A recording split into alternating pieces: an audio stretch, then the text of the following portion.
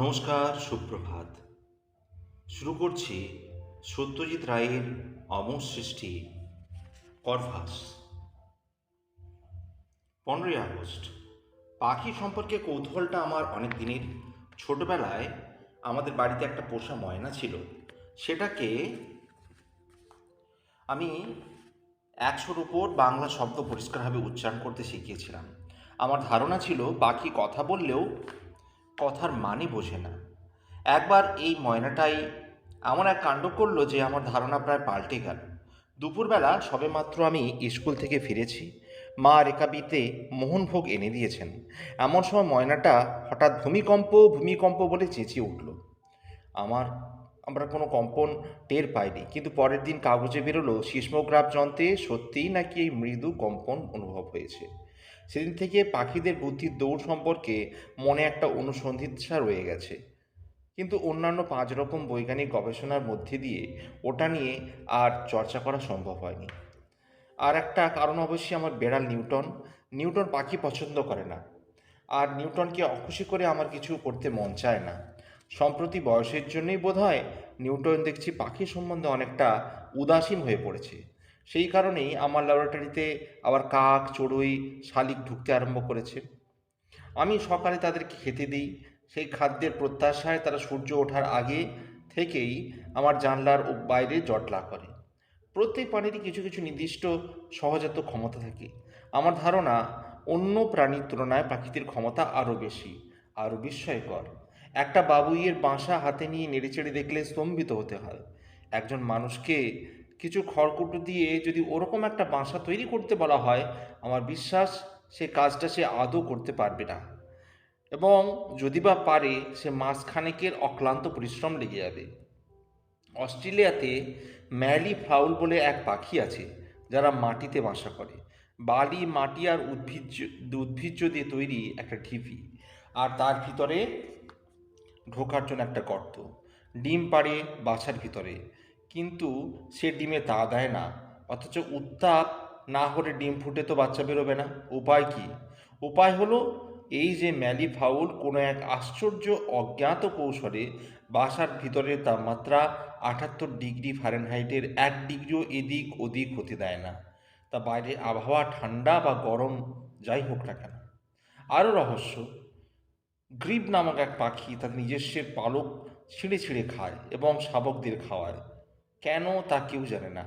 আবার এই একই গ্রিব পাখি জলে ভাসমান অবস্থায় কোনো শত্রুর আগমনের ইঙ্গিত পেলে নিজের দেহ ও পালক থেকে কোনো এক অজ্ঞাত উপায়ে বায়ু বের করে দিয়ে শরীরের স্পেসিফিক গ্র্যাভিটি বাড়িয়ে গলা অবধি জলে ডুবে ভাসতে থাকে।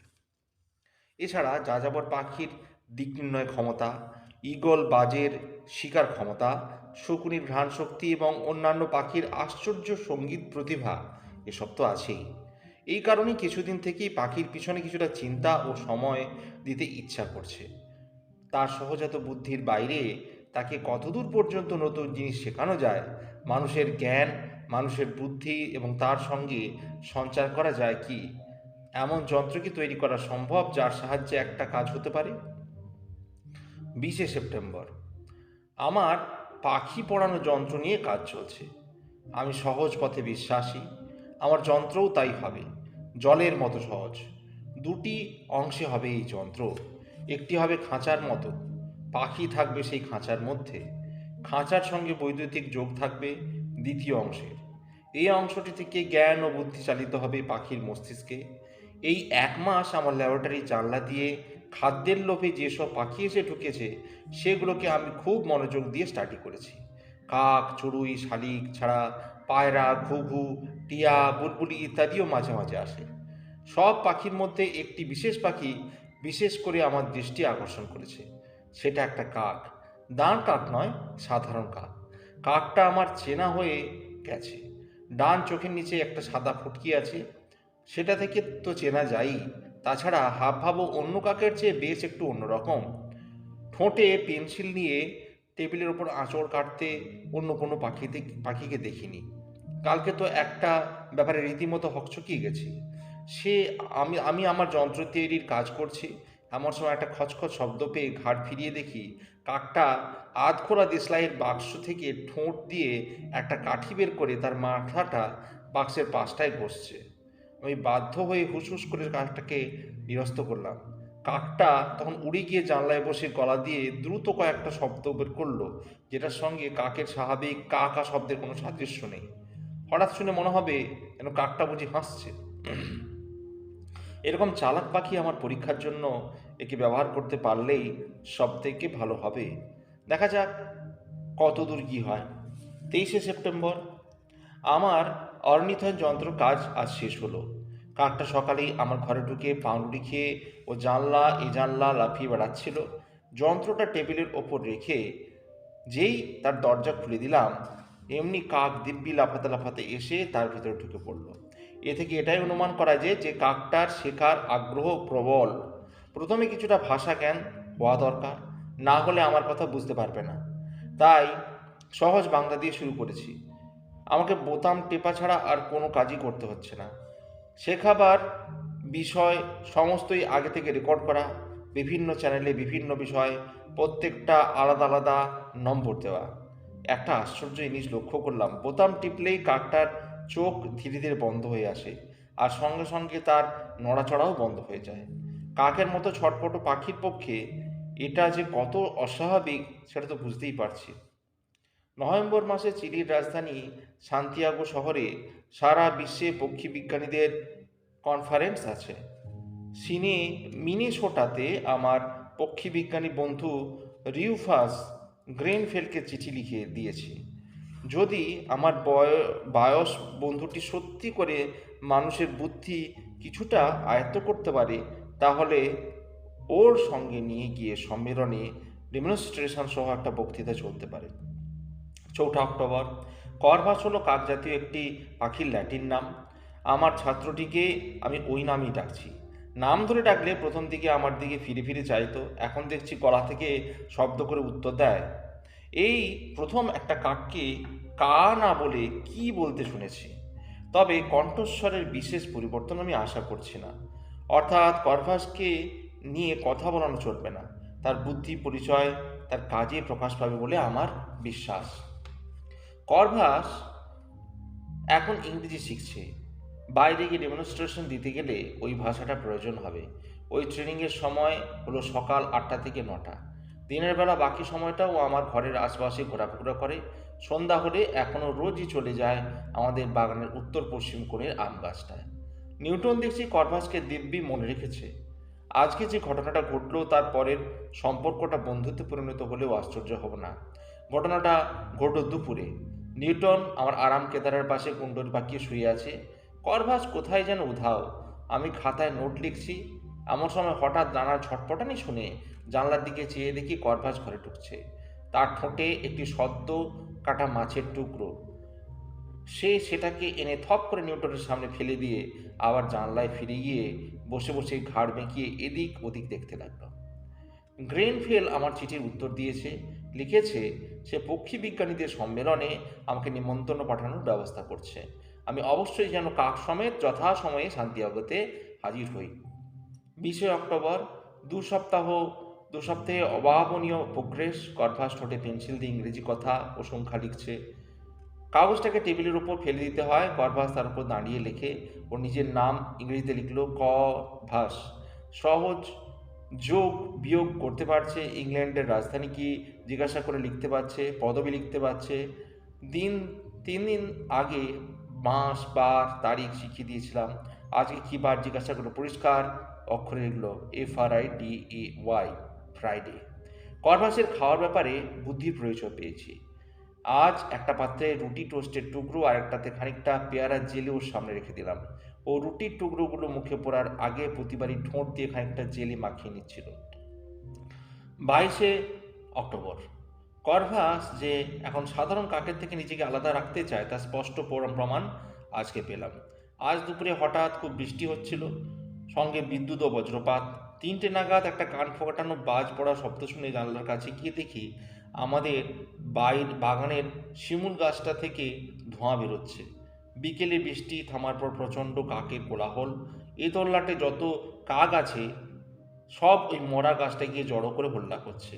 আমার চাকর প্রহ্লাদকে ব্যাপারটা দেখতে পাঠালাম। সে ফিরে এসে বলল, বাবু, একটা কাক মরে পড়ে আছে গাছটার নিচে, তাই এত চেল্লাচেল্লি। বুঝলাম বাজ পড়ার পরে কাকটার মৃত্যু হয়েছে। কিন্তু আশ্চর্য, করভাস আমার ঘর থেকে বেরোবার কোনো রকম আগ্রহ দেখালো না।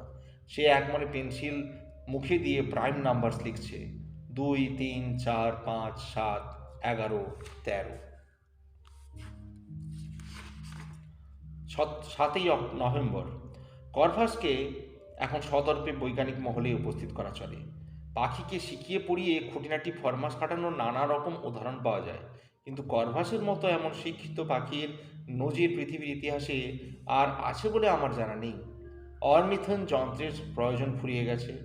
অঙ্ক, জ্যামিতি, ইতিহাস, ভূগোল, পদার্থবিজ্ঞান, রসায়ন ইত্যাদি সব বিষয়েই যে সব প্রশ্নের উত্তর সংখ্যার সাহায্যে বা অল্প কয়েকটি শব্দের সাহায্যে দেওয়া যায়, করভাস তা শিখে নিয়েছে। সঙ্গে সঙ্গে ওর মধ্যে যে জিনিসটা প্রায় আপনা থেকেই জেগে উঠেছে, সেটা বলা চলে মানব সুলভ বুদ্ধি বা হিউম্যান ইন্টেলিজেন্স। সেটার সঙ্গে বাহির পাখির কোনো সম্পর্ক নেই। উদাহরণস্বরূপ একটা ঘটনার কথা উল্লেখ করা যেতে পারে। সান্তিয়াগো যাব বলে আজ সকালে আমার সুটকেস গোছাচ্ছিলাম। গোছানো শেষ হলে পর বাক্সের ঢাকনা বন্ধ করে পাশে ফিরে দেখি করভাস সুটকেসের চাবিটা ঠোঁটে নিয়ে চুপটি করে দাঁড়িয়ে আছে। কাল গ্রেনফিলের আরও একটা চিঠি পেয়েছি। ও সান্তিয়াগো পৌঁছে গেছে। পক্ষী বিজ্ঞানী সম্মেলনের কর্তৃপক্ষ আমার আসার পথ চেয়ে আছে। এর আগে এই সব সম্মেলনে কেবল পাখি নিয়ে বক্তৃতাই হয়েছে।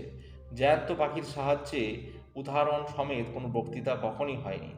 গত 2 মাসের গবেষণার ফলে পাখির মস্তিষ্কের বিষয়ে আমি যে দুর্লভ জ্ঞান সঞ্চয় করেছি সে সম্পর্কে একটা প্রবন্ধ লিখেছি। সেটাই হবে সম্মেলনে আমার পেপার। প্রতিবাদীর মুখ বন্ধ করার জন্য সঙ্গে থাকবে করভাস। 10ই নভেম্বর। দক্ষিণ আমেরিকা যাওয়ার পথে প্লেনে বসে ডায়েরি লিখছি। একটি মাত্র ঘটনায় লেখার আছে। বাড়ি থেকে যখন রওনা হব তখন করভাস হঠাৎ দেখি খাঁচা থেকে বার হওয়ার জন্য বাড়ি ছটফটানি আরম্ভ করেছে। কী ব্যাপার বুঝতে না পেরে খাঁচার দরজা খুলে দিতেই সে শটান উড়ে আমার রাইটিং টেবিলে বসে ঠোঁট দিয়ে ওপরের দরজাটায় ভীষণভাবে টোকা মারতে আরম্ভ করলো। দেরাজ খুলে দেখি আমার পাসপোর্টটা তার মধ্যে রয়ে গিয়েছে। করভাসের জন্য একটা নতুন ধরনের খাঁচা বানিয়ে নিয়েছি। যে আবহাওয়া করভাসের পক্ষে সবচেয়ে আরামদায়ক, খাঁচার ভিতর কৃত্রিম উপায়ে সেই আবহাওয়া বজায় রাখার ব্যবস্থা করেছি।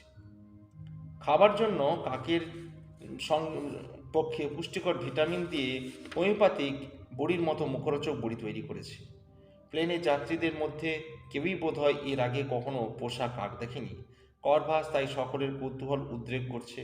তবে আমি আর কাকের বিশেষত্ব সম্পর্কে কাউকে কিছু বলিনি। ব্যাপারটা গোপন রাখতে চাই অনুমায় করেই বোধহয় করভাসও সাধারণ কাকের মতোই ব্যবহার করছে। 14ই নভেম্বর। হোটেল এক্সেলসিয়ার, সান্তিয়াগো, রাত 11টা। দুদিন খুব ব্যস্ত ছিলাম, তাই ডায়েরি লেখার সময় পাইনি।